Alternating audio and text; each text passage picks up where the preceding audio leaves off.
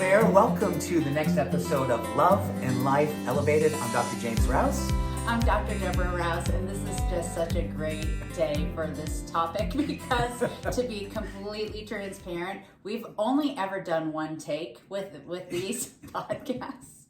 But today, I realized in the middle of it that the mics were not on, which is totally fine because it's still recording.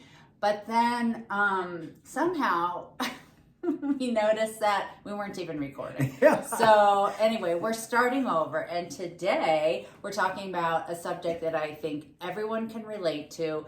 It's something that affects 95%. Well, it affects all of my patients, all my friends, all my family members, because we all do it. And that is sleep. But how it impacts some of us it's more of a challenge for a lot of us. And it's one of the most important aspects of health in general for so many reasons. I think this is a topic that every single one of us, to your point, sweetheart, has an intimate relationship with because we all need to do it. And we all need to do it well. And finally, the science and the research is coming out and really making people understand this is critical. Because I think a lot of people for years and years have said, well, you know what? It's a nice to have when I get it, something I would like to do more of. But you know what? My life is busy. I'm doing all these things. So sleep happens when and if I make the time to make it happen well.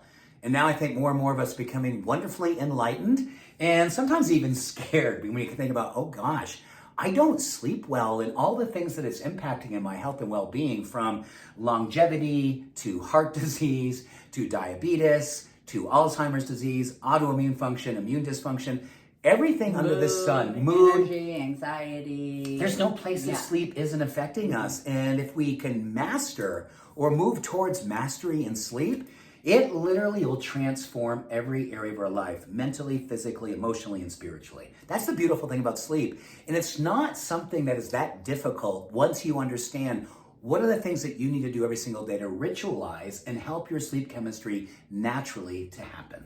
Yeah, and before, earlier when we were talking, you were mentioning how technology has really led to a greater disruption in sleep and our habits, and how we can optimize circadian rhythm starting from the moment we wake up. And we work and talk with a lot of, call them shift workers, people who work late hours and more like start in the afternoon, go till 2 a.m. kind of folks. And this is a huge challenge. Actually, I also work, like I have an overnight nanny patient and her schedule is like, I don't think I could do it. It's amazing.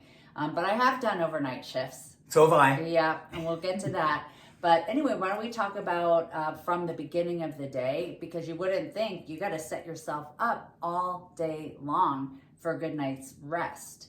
It doesn't just happen a half an hour before your head hits the pillow. So true, so true. Before we go there, just one little piece on this idea of what's happened over the last 100 or so years. Once the light bulb was invented, literally, once Edison created the light bulb, we went from being human beings who were sleeping on average between 12 and 13 hours a night, and it literally dropped to under 7 in the last 100 years. So we literally lost roughly 4 to 5 hours of sleep just based on the invention of electricity and light. That's interesting. Like, oh my gosh. So I mean, light is fascinating in and of itself, right? Because we spend so much time under, like right now, we're under artificial light. And for people who spend a lot of time indoors, you're exposed to blue light on your computer screen, your television screen, your phone. And then we are getting outdoors less and less. So exposure to morning light first thing in the morning is one of the best things you can do actually to optimize your sleep later in the day. And one of the great rituals that James and I love to do, we've talked about how we do our morning walk every day, but we're blessed to live in Colorado where we receive a lot of sunshine. Very, very wonderful. So most mornings, really all year long, especially mornings, we have a beautiful hit of sunshine on our walk. And so usually before we come back from our loop, we'll stop before we cross over to like where our property comes in and we'll just stand and take in the sun. And I've actually noticed a couple of people doing that on the trail. I was on a different trail over last weekend, and I saw someone just standing in the sun, and I just got so happy. It's actually quite beautiful when you do it and you just really are intentional about it. And I think there's a lot to be said about the first thing in the morning and how do we begin our day? Are we beginning as a human doing, or do we give ourselves permission to begin as a human being? Mm-hmm. And that starts literally once you wake up in the morning. Do you grab your phone, or could you grab your heart? And you grab your heart, maybe do a 1 to 2 minute practice of breathing and just getting into your belly, your diaphragm, and maybe doing gratitude practice, maybe doing an affirmation, a visualization, a prayer before you grab your phone is such a great way to begin the morning with ritual that literally catalyzes a physiology that 12, 14, 16 hours later becomes a sleep augmenter versus the first thing that you do is grab your phone, chase an email, scroll on Instagram, all those things which are so easy to do and actually promote dopamine first thing in the morning. And so much about what gets in the way of our ability to sleep at night is what we're doing first thing in the morning, really exhausting our neurochemistry and not helping to regulate our nervous system naturally.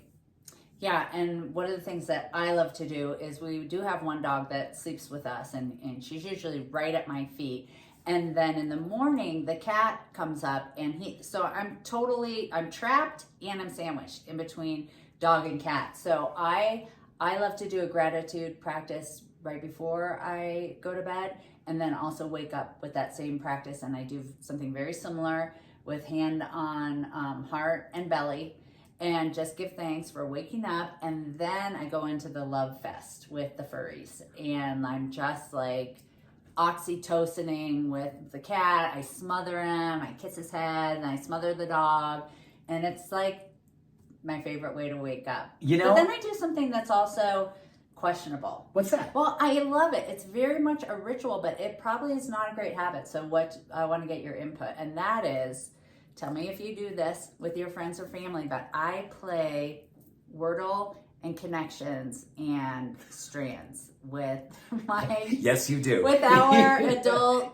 daughters and my mother and my sister, and we share our scores. And it's ways to like make sure that we all woke up that day, everyone's good. It's kind of a really fun way to like keep in communication.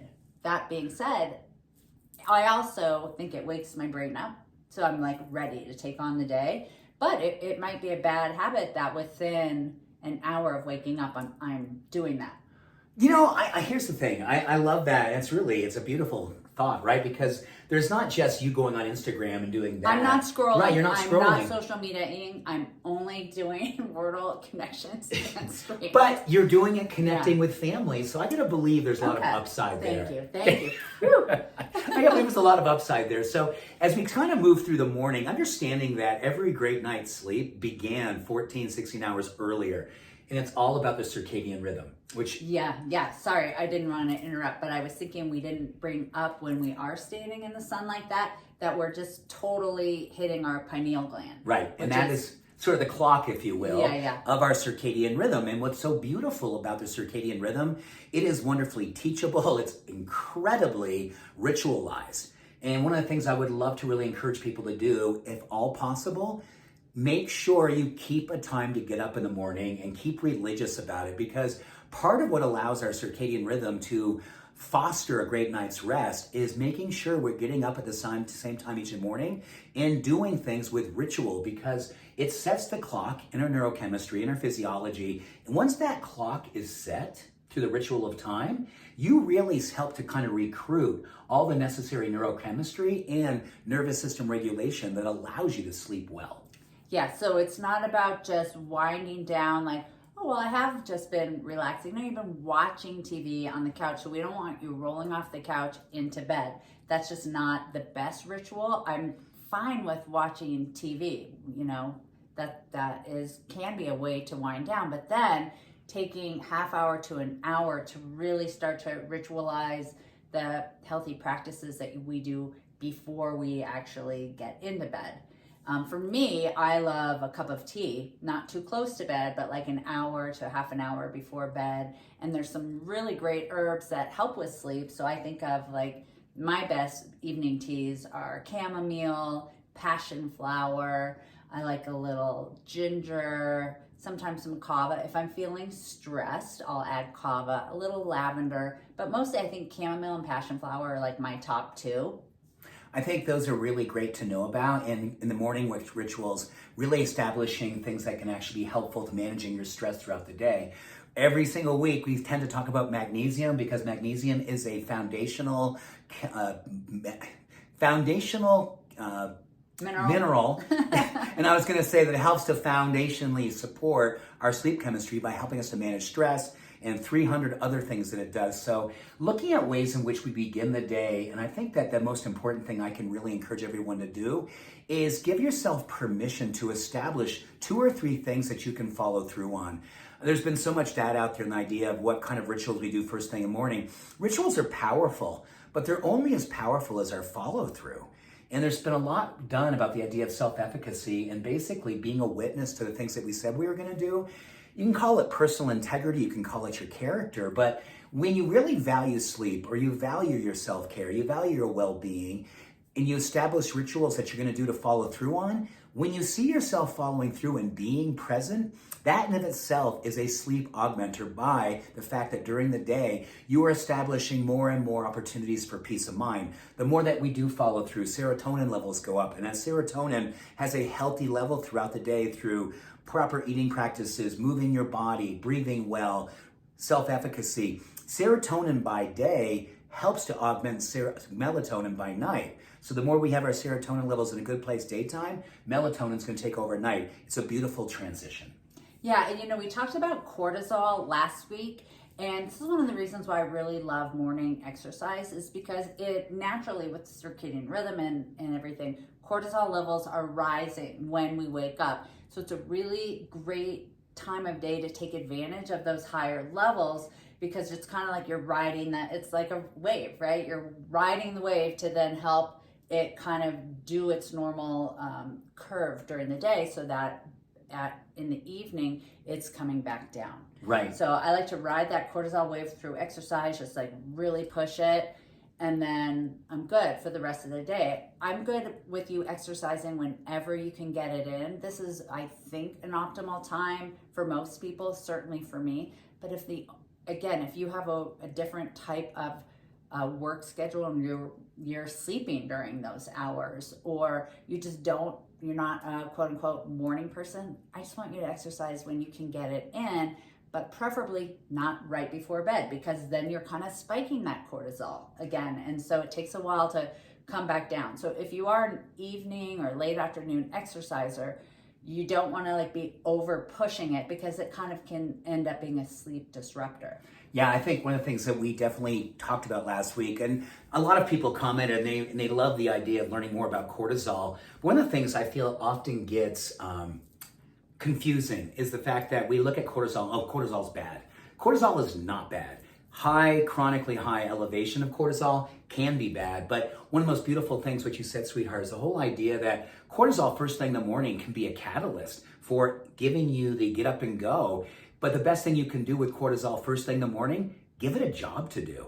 Exercise is one of the primary jobs that it really would love because it can actually help to support you with whatever you do for your movement practice. So use cortisol and give it a job versus having yourself marinate in cortisol by getting up and maybe watching television or getting up and just scrolling on Instagram or just getting up and sitting. And I know for a lot of us, there's a lot about getting up and just taking in the morning and going slow. And I don't want to judge that necessarily, but what I would really love people to consider, you don't have to have a knockdown drag out first thing in the morning with exercise, but do something as simple as just getting outdoors, taking in the morning sun, and some simple type of movement, whether it be yoga practice, whether it be some simple stretching, a walk. Anything that you do is helping cortisol to be engaged, which is going to help you throughout the day to helpfully manage your serotonin levels, of course, your stress. At the same time, I think it establishes a foundation for your circadian rhythm so it knows what to do 12 and 14, 16 hours later, which is to say, let's start preparing for sleep. And some of the things that we do at night are so critical for that because you said something, honey, which is so important. A lot of us are thinking of this new invention of blue light blocking glasses that, oh my gosh, just as long as I'm wearing my glasses, I'm good to go. Well, that helps with melatonin, certainly, by protecting that blue light from actually getting and disrupting melatonin levels. But here's what isn't being protected. Your nervous system getting all jacked up while you're reading the news or seeing what someone's doing on Instagram. That is emotional fodder, and that literally stirs us up. And studies show that will knock down melatonin regardless of whether or not you're wearing your dark glasses. That's such a good point, for sure. Let's talk about some other strategies and wind down strategies because I'm just so sensitive to our friends that are working night shifts, or whether you're under the bright lights in a hospital setting or you're in a service industry and you're there, you're taking orders, you're on screens, but you're under lights. Like, what are good rituals that they can do? I think one thing that's really important is to have like a sleep eye mask, because if you're having to sleep when the sun's coming up, you definitely want to keep things as dark as possible. So maybe we could talk about also like a perfect sleep environment. Yeah, so I think beginning with dark, so blackout shades are incredible. I'm getting caught up in my words today. So blackout shades are critical. Along with that, a cooler room. So room temperature is essential. And I think along with that, really understanding that the bedroom is for sex and for sleep. I'm having a time of things. Did you get enough sleep last night? Obviously, I did not. Sex and sleep. Okay, wait. I really want to throw you for a loop now, because I was hoping we would get to this. So I want to talk about your nudity and your naked habit. So James has been a nudist ever since we met. I didn't know that you were going to go No, here just kidding. today. Really, what I want to talk about is sleeping naked, because that is also a way to help you sleep better, and it has, much to my chagrin, a lot of great health benefits. And I say to my chagrin because I don't sleep naked, but Mr. Naked over here, he is, first of all, he's so warm. I think that's part of it. It is. But when you look at the actual research on sleeping naked, I'm going to start. I'm going to start. So everything from like healthier skin benefits, they say better sleep, better temperature control. Yes. And metabolism. So increase in brown fat. So you're burning a little bit more. So for female health, they actually say better vaginal health. So a decrease in yeast infections because less moisture being trapped, and bacteria for that matter. Same with men. So more free flowing, so better circulation. So a decrease in any kind of erectile dysfunction. So there's a lot. I mean, actually it's like anti-aging. I'm like, oh my gosh, there's something like, I love a silky pajama. I'm guilty. You gotta. This is after 31 years, and I have been sleeping. I'm a coldie. Yeah. I'm like, I love all the layers. And so when you sleep with like a sheet, even when it's 20 degrees outside, and I'm like, give me the down blankets and like the thermal underwear, I'm gonna go for it. Yeah, and I think that's a really cool thing, because the research is quite compelling from a metabolic standpoint and all the other things, deeper REM sleep, higher quality of overall sleep, all of this connected to body temperature. Yeah. So at the very least, if you're not totally stoked about being naked in bed, make sure you go with a very light, breathable fabric that you actually sleep in. So that's critical too. So, honey. And a little skin to skin contact actually is good. And I'm not even talking about sex right now. I'm just talking about when you're sleeping and you have skin to skin contact with your mate, that's a health benefit too. It's totally health benefit. So sleeping naked, eye mask, dark shades. Along with that, and this is something we just spoke about a moment ago, honey, the power of gratitude before bed. Dr. Emmons from University of California, Davis has been studying gratitude journaling for literally 4 decades. And he's got like 300,000 people that have been part of his ongoing studies on the power of gratitude and simply writing down 3 to 5 things you're grateful for before you go to bed, and its relationship to not only helping you with a better quality sleep, length and strength of sleep, but also what you do the following morning. His gratitude research tells us that if you do gratitude, not only will you sleep better, But when you wake up, you will perform better at your life. You're going to be more likely to move your body. You're going to be more likely to be more productive. You're going to manage your stress more helpfully. You're also going to eat less sugar and saturated fat if you do gratitude. Like all these far-reaching benefits of what happened when you do that before you go to bed. And I think it's also a way that you and I talk a lot about bookends.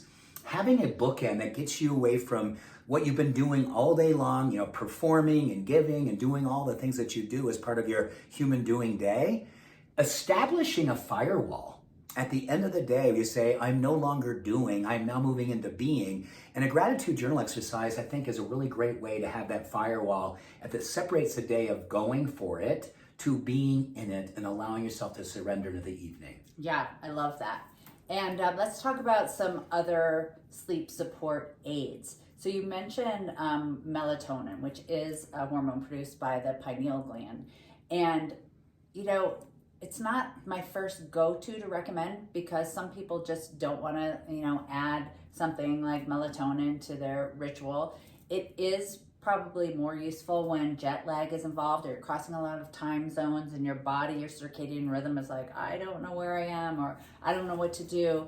And actually during the pandemic, I was kind of recommending melatonin a lot more because in higher doses, it has some really powerful anti-inflammatory activity and some immune system benefits. But yes, I would say melatonin is helpful for me. And that would be something to talk to your healthcare provider as to whether or not that's, for you or not. And not that that's like I'm scared to try melatonin type of supplement, but, just consult with your professional before you do that. Otherwise, I like to look at natural foods and teas and agents that are kind of already in existence to see how they can support. So we've talked, I think last week we even brought up some of our favorite nighttime sleep supporting foods like oats, cherries, dark cherries, walnuts. I mentioned chamomile tea. What else?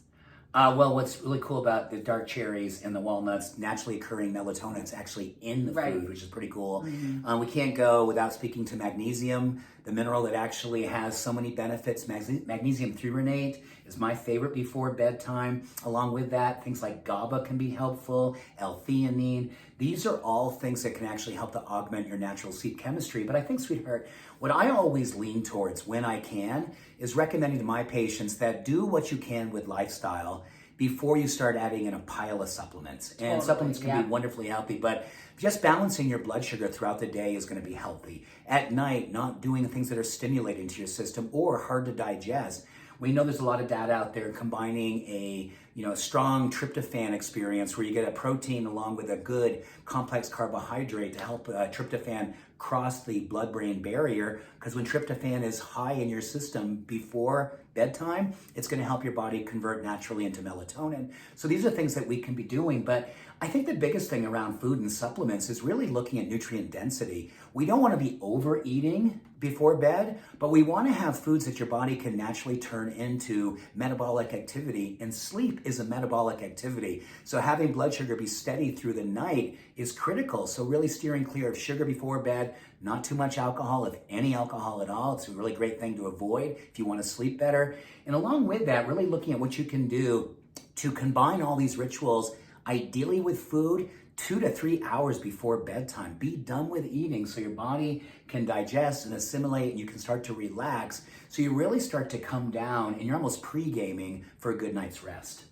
Yeah, honestly, I had just very similar thinking. I was going to emphasize that low sugar before bed. If you're a dessert person, okay, that's okay. But just a very small amount, like after you've had a very protein-based, protein-forward meal, because a reactive hypoglycemia in the middle of the night is going to wake you up. If you are somebody who gets up in the middle of the night to eat and snack and have sugar, that is most likely because you're not fueling properly at dinner and throughout the rest of the day. So as James said, like thinking like smaller portions, but leaning with like protein vegetable for your evening meal is really great. If you do need that snack or something to just satisfy a craving before bed, go for like a steel cut oats Or a Greek yogurt is really awesome too. Just that little hit of dairy and protein. Sweetheart. I like berries. If you were going to recommend one dessert that you think was going to be, if you do want something before bed, you want something after dinner that's not going to disrupt sleep chemistry, what would be your go-to dessert? Well, that I just kind of said it. Like it's not going to sound like dessert for most people, but so sometimes if I've made steel cut oats recently and I have leftovers, all I need is like a quarter cup of cooked steel cut oats, few walnuts, maybe if we have any dried cranberry, something to add that tiny bit of sweetness. If we have, it's not really berry season anymore. We're just getting through, cherry and peach season here. It's like a tiny bit of fruit, but not much. I think those are great ideas. Yeah. And sometimes this is weird, but I'll take like the Greek yogurt and I'll mix a tiny bit of vanilla protein powder in there. So it's already pretty protein high. That gives it a tiny bit more sweetness. And again, I'll throw some kind of a tiny bit of nuts in there. Or hemp seeds I love with yogurt too. Those are all such good ideas. So I think as we kind of close for the show today, the thing I would love people to really connect to, let's talk about the 2 most important things in the morning and the 2 most important things at night that you can do to help begin your sleep journey to really ritualizing healthy sleep chemistry. 2 things in the morning. 2 things? Okay. I would say gratitude and exposure to sunlight. Beautiful. I love that. And at evening, I'm going to go with gratitude again, but also really the bookend. Give yourself permission at the very end of the day to say, I'm done with the doing, I'm moving into being, and doing simple things such as a breathing practice, your gratitude journal. And on top of that, I really love the idea of just taking maybe a 10 to 15 minute walk with your partner or your dog or just yourself and slowly go for a walk outdoors. This is not speed walking, a way of just kind of winding down and getting your chemistry just to kind of let go of the stress, move from being stressed into being blessed, and allow yourself to really start creating this connection to circadian rhythm. Get your times into a place that you really know. This is when I do my walk. This is when I do my gratitude journal. This is when I stop watching television, or this is when I put my phone down. Get clear about timing, because that is absolutely the most important thing that your circadian rhythm is going to connect to. The ritual of time and you honoring that ritual. And if you live in a place where like an evening walk just isn't possible, or you're single and you don't want to go out when it's dark, just grab a mat and do some stretching and some deep breathing for 10 minutes. And it doesn't even have to be super deep breathing, but just focusing on your breath and really bringing it in low to the belly versus shallow breathing. So just stretching, we're overstressed, understretched. How about that? How about that? That's perfect. So I hope that you walk away and go, okay, I know sleep is critical. I know it's important. I know I can improve. And I'm not going to be scared about whether or not I'm getting enough sleep. I'm going to start really putting a lot of energy into being proactive, how I cultivate and really ritualize my healthy sleep chemistry. And if you sleep naked and you want to share, let me know, and then I will. You want to share? No, I want them just to like raise their hand in the comment section, like guilty. Yeah, I would love that. I want to know I'm not alone in that, I remember when I used to always like when the girls were still in school, if they had friends sleeping over, I'm like, you're not sleeping naked, just in case. Remember? Oh my gosh, you did. When we had friends sleeping over. Yeah, let's be clear. I'm like the sleeping naked police. Well, thank you, honey. This was a great show, and something I think that you and I have had our ups and downs with sleep, and that's why we love talking about this, because we've gone through paces and spaces where sleep was an issue for both of us, and we are continually working on this right alongside of you. So We hope you have a beautiful day. Thanks for tuning in. We'll see you next Wednesday. Much love and every blessing. Bye for now.